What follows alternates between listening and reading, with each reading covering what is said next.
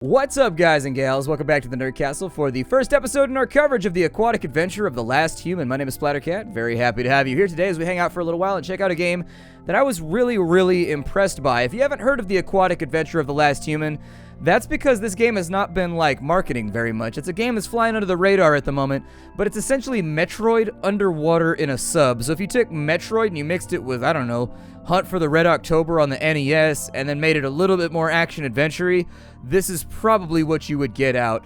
I sat down planning on making a weekly indie newcomer episode about it last night, but then I ended up playing for like 3.5 hours straight. Had a great time with it, was absolutely fascinated by the game. It's beautiful, it's haunting, and at the same time it's a game about exploration and getting out there and trying to figure out what happened to humanity while you were away. You'll get a little bit of that storyline in just a minute, so I decided I don't know if this is going to be a full series. Like I said, this is a crazy season for indie games right now, and when the good ones land, I try to give them a little bit of publicity because honestly, I feel like a lot of indie games go unnoticed, but consider this a weekly indie newcomer for now, but you're just going to get multiple episodes to check the game out. I'll talk about the things I like and don't like. I've beaten most of the game as of right now because last night I binged out on it super hard, but I haven't beaten the game in its entirety yet. I think I have like 2 bosses left, and I think I've killed like 4 or 5, but I've got my ship pretty upgraded. I've explored a lot of the map, so this should be an interesting little playthrough. This is one of the few ones that I've actually prepared for, so let's get riding, shall we?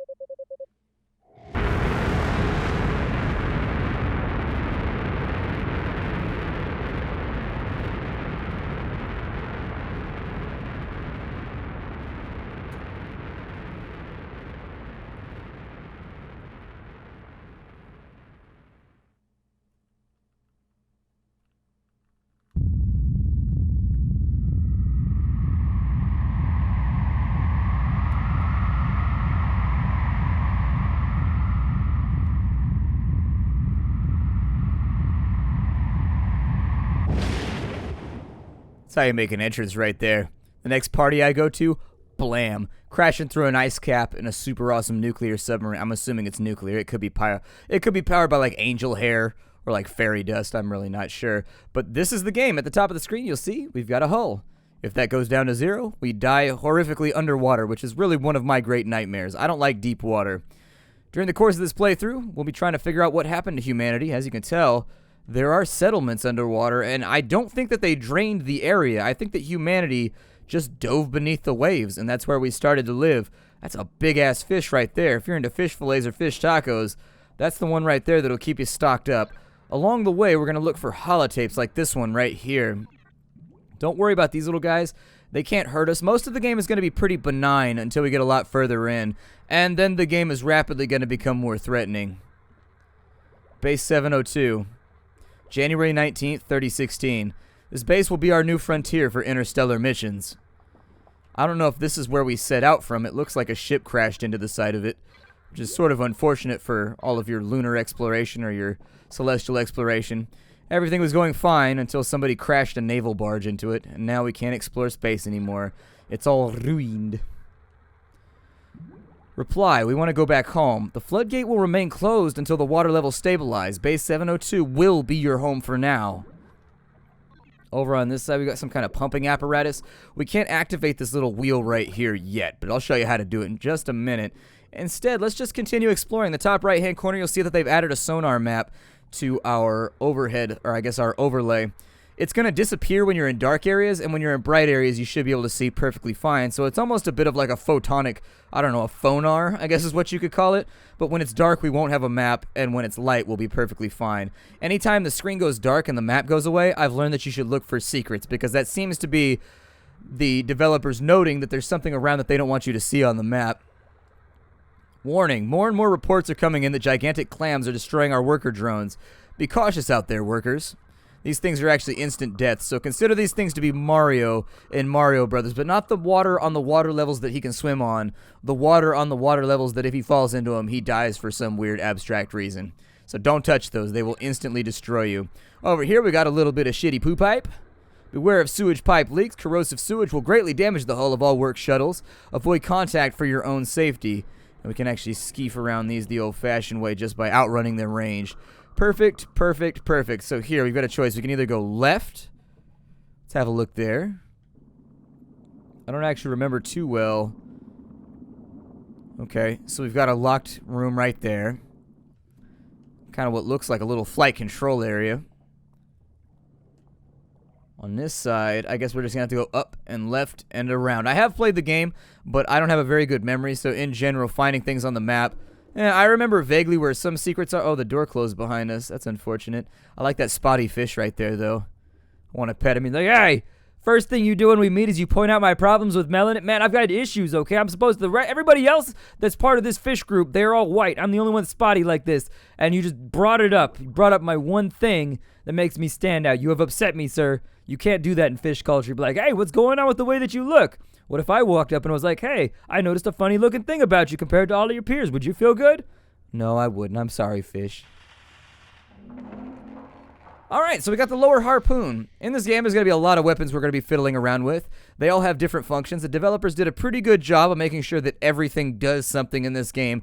And not only does something, most of them do 2 or 3 things that you just got to kind of play around with and figure out what they do. In the case of our harpoon, it's very, very simple. The lower harpoon, we can use it to kill stuff, and we can use it to flip those little wheels that we saw earlier in the level. So let's go ahead and travel to the left. Since there's no wheel right here to make this wall close, we got to go to the left. So right here, the harpoon, it does not seem to be too impressive when you just fire it like that, but if you hold it down, it charges up and you can fire it a lot farther, just in case you wanted to get your range taken care of. During the course of the game, the camera's going to be set at a lot of different distances. Sometimes the camera's going to be up close, and that they do that on purpose to force you to play like an area kind of reactively, whereas sometimes it's going to zoom out to fight like the really, really big bosses. This game has a lot in common with games like Titan Souls or Shadow of the Colossus, where a lot of the fights in this game are against like titanic enemies that you really feel like you have no chance to defeat. And so you've got this tiny little harpoon gun. How are you supposed to win? And yet I found that there's been a lot of thought put into a lot of the bosses. Like seriously, the bosses in this game, I had to stare at one of them last night for almost an hour before I beat him because the pattern was complex. You know, his pattern was really oh, Tunnel Terror Worm. All right, so you see the dirt moving up there. We want to watch out for that. He's got a couple of attacks. He's got that crawly attack right there. That's normally the one that he gets me with. He's got that one right there where he's going to dive down through the soil. He's got one where he's going to come up and he's going to shoot worms at us. What I like to do during this phase is get right up next to the base of his worm shaft and then just fire out, unless he does that right after, and then just fire a whole bunch of harpoons at him. Our boat will fix itself while we're hanging out. We start to blink like Rocksteady and Bebop in the Teenage Mutant Ninja Turtles arcade game once we've taken a lot of damage. But anyways, if you just like hang out and don't get, oh my god, I've never seen that attack before. That's weird because I just played this last night and I beat him on the first try. Wow, I never saw that attack the last time seriously, I never saw that attack the last time I fought him. I just learned something today. Alright, so there we go. I love how the game, when you die, it's not that big of a deal. You just get to go back to, like, the room, and then you can start over. I hate it when games force you to play through, like, an hour and a half of level just to get back to a boss and attempt it every single time. That was one of my big things. Oh my god. I've actually never seen that attack before. He never did that attack the last time that I fought him. I killed him last time on the first attempt, and it looks like that that attack appears to be some kind of instant death mechanic. I'm doing something wrong because he's doing that right there. I don't know what it is. It's if you have to like stay close to him or what you're supposed to be attempting here. Maybe you gotta run all the way to the right or something? Oh, you do. You gotta flee from him when he does that. Okay. That's not exactly what I was planning on doing, and he still got us right there, which is a little unfortunate. I like to get right up next to the base during this part right here. Just right along the base of the worm shaft, and then just get a couple hits off on him. I'm going to stay the hell away just in case. And I'm going to back off a little earlier this time in case he tries to pull that shenanigans like he did last time. Couple hits right there. We should have him licked pretty soon, I think. Yeah, we got him. And see, that's why last time I fought him, I'd never seen that attack before, because I killed him so quickly that I don't think he got a chance to do it. He's still doing something right now. What that something is remains to be seen. There it is. Alright, so we've added him to our creature log. The worm has been destroyed. Fantastic. Every time you beat a boss, it's going to open up. I love this right here. If you take a look, he's got to resituate when his health gets down to a certain level, because then he becomes the tunnel by which you get back into the... It's very, very cool the way in this game that they've made everything interconnected. It makes me happy. I don't think there's any secrets over here. There are false walls in this game that you can just float through. And occasionally you'll come across, and they don't tend to be inside of boss arenas, but sometimes they are. I found one inside of a boss arena, which made me nervous about it. Ew, we're inside. Actually, this worm appears to be running on very, very limited hardware. That's a pretty fantastic... Oh, we're exiting through its butthole. Out we go. And so as we saw earlier when we took a left, we get to jump out through here now. Very, very cool stuff. And so that's the price you pay for getting your hands on a harpoon. Unfortunately, you got to destroy yourself a giant sea worm. Now, there's all kinds of things you can do in this game in no particular order. You can play the game in whatever order you want, but it's sort of like Mega Man in that regard, where if you go after a boss without having one of the utilities that you have to have before you go up against him, you will regret it. It will make the fight way harder, or in some cases, impossible. There's a definite order in which you're supposed to kill the bosses. I've killed one or two in what I feel like is probably out of order, but it's hard to tell. Was there? Oh, yeah, that was that little ledge where the little thing was. Oh, we just barely made it. I don't want to get crushed today. We've already been smushed by a worm long enough. But as you can tell, the bosses in this game are very, very high stakes. You die very quickly in this game. Like, seriously, you usually can only take 1 or 2 hits before... Can I shoot that right there? I don't know. It was a little glowing light in the darkness. Can I do anything to that snail? Take that, snail. Apparently, his shell is harpoon-proof. I guess I'll just call it harpoof.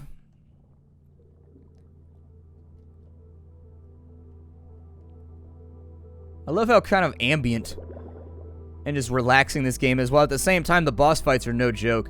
The boss fights are very difficult in this game. I've had a couple boss fights where I just had to sit there and itch my head because it feels like it's impossible, but you know you're doing something wrong, and so you just sit there and stare at it for a while. Ah, wonderful. No, I'm talking to the whale. I'm trying to be a good steward right now. I'm trying to announce that I come in peace because he's a giant creature who could easily whack and destroy me, and I'd prefer for that to not happen. I also like the soundtrack a lot. They did a great job at making the soundtrack match like whatever area you're in. The soundtrack will definitely conjure amazingness in some, like, it's got kind of like an ambiance of just you being tiny and being in the presence of magnificence, and then other times you feel very, very large when you're fighting against smaller things, and it feels very kind of battle-like, warlike with the music, and they did a great job with the soundtrack. I like it a lot. Future doesn't look bright. Sooner or later, we're going to die on this planet, all of us. How long did we really expect to survive? Forever? Dinosaurs lasted 65 million years. We'll never make it that long. You want to watch out for these upgrade crates. They're a big deal. They will help you. That one gave us a little upgrade to our hull. It added about 1 centimeter on both sides. I don't know, my screen's kind of large, so on your screen it may not have seemed like it added that much, but on my screen my health bar definitely got longer. I think that's all we've got for... I think the music gets louder the closer to the surface you are, too, which is actually kind of a cool mechanic as well. Can you go over here? Okay, I just want to check that wall because it was a different color.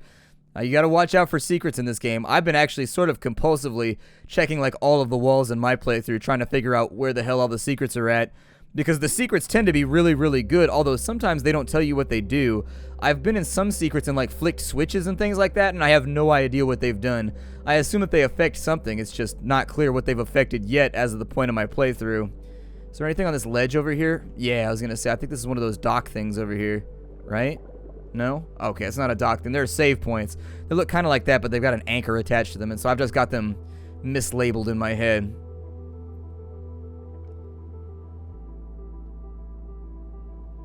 I don't see anything right here.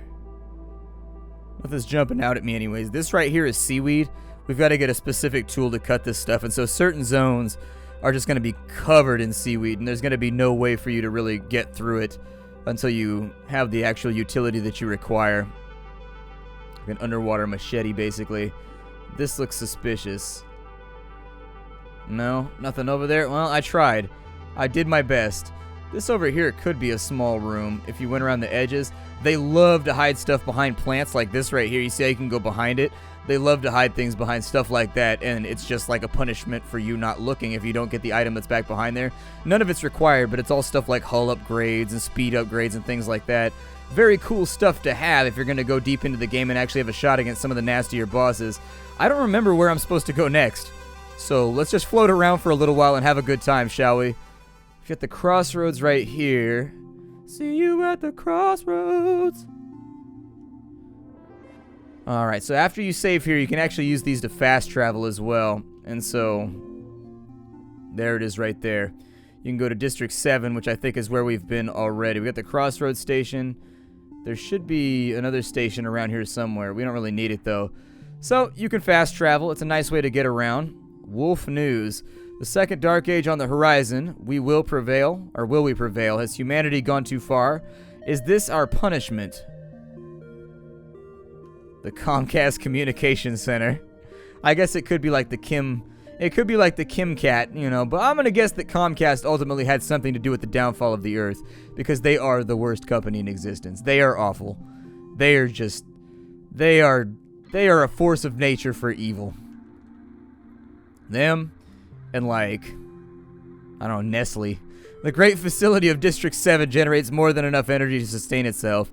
It also powers most of our media databases. Basically, it means that messages, like this very one, might last far longer than we do. Looks kind of like a bicep right there, but then the hand fell off.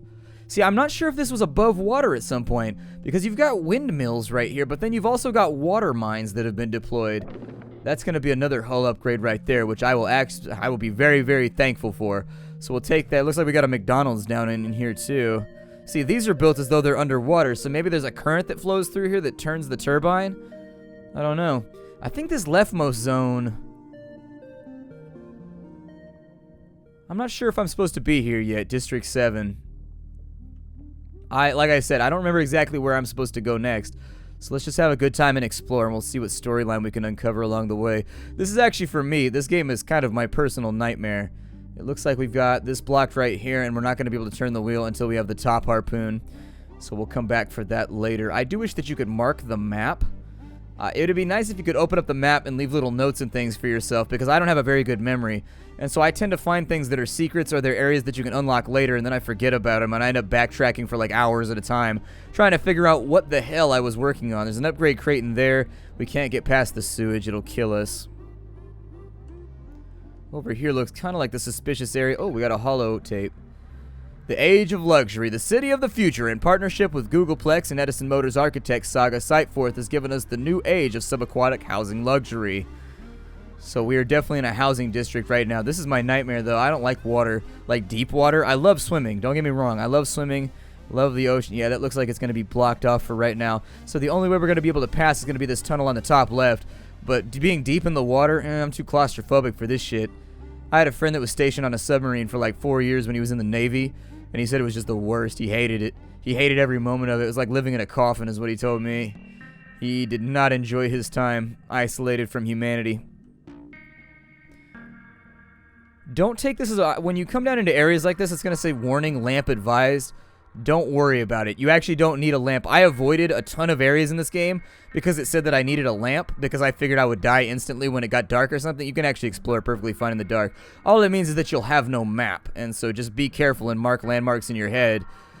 Just mark landmarks mentally so that you can find your way back. Business opportunity. Edison Industries has made it both its mission and its business to help save us from ourselves. Invest today. A bunch of shipping crates down here.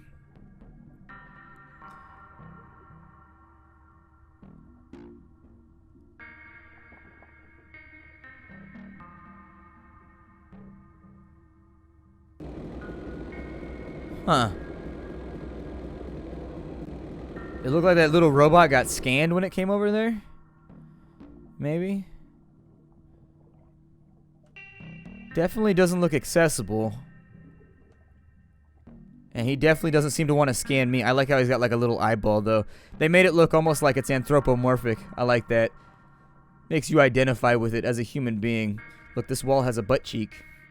See, I notice little things like that. That's why they make me work on YouTube, is because I notice little things like wall butt cheeks.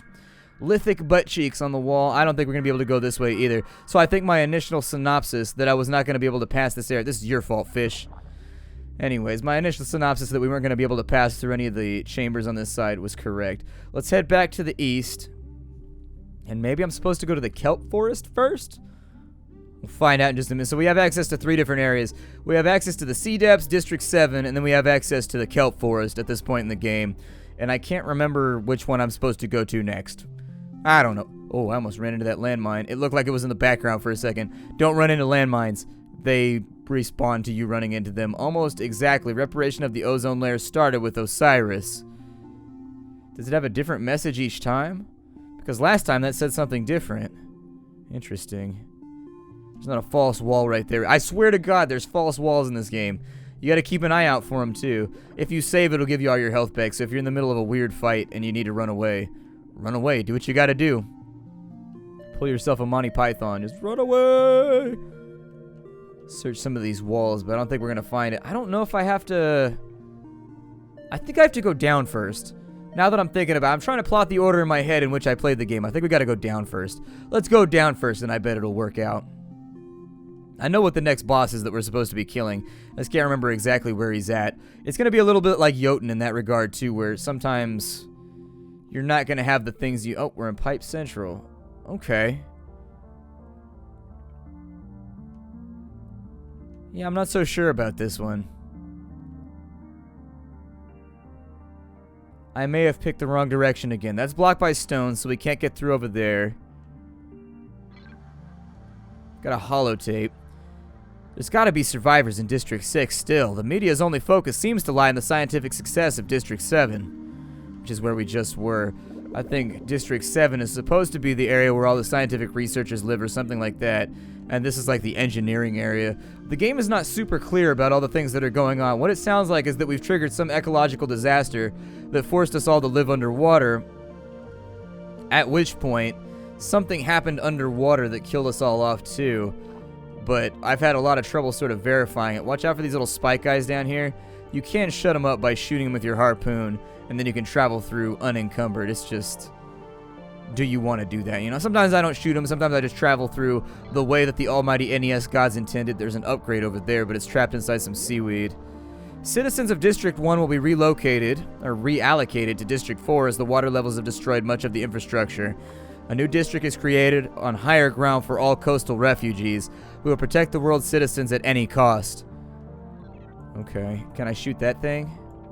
I cannot. It doesn't feel like being shot right now. When you see crystals around, you should pay attention because there's a false wall right there. Anytime you see crystals around, it normally means that there's... I haven't figured out what this does. Oh, we can't get through there.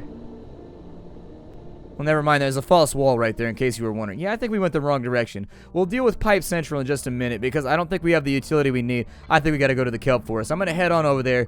This game is called The Aquatic Adventures of the Last Human. My name is Splattercat. Thank you for joining me here. I have no idea whether this is going to be a full series or just like a weekly indie newcomer type of deal. Very, very impressed with the game so far, though, and I think anybody that's a fan of games like Titan Souls, if you're a fan of Jotun, if you're a fan of Shadow of the Colossus, if you're a fan of Metroid, if you're a fan of any of those games which allow you to explore at your own pace, find things, and then fight colossal bosses, you will probably very much like this game. Almost every aspect of it is mastercrafted. It's a very, very, very good game. So anyways, I will see you all later. We're going to head to the kelp forest. I'm going to do a couple of episodes just because I've enjoyed my time with it. I will see you all there. Hi to everybody.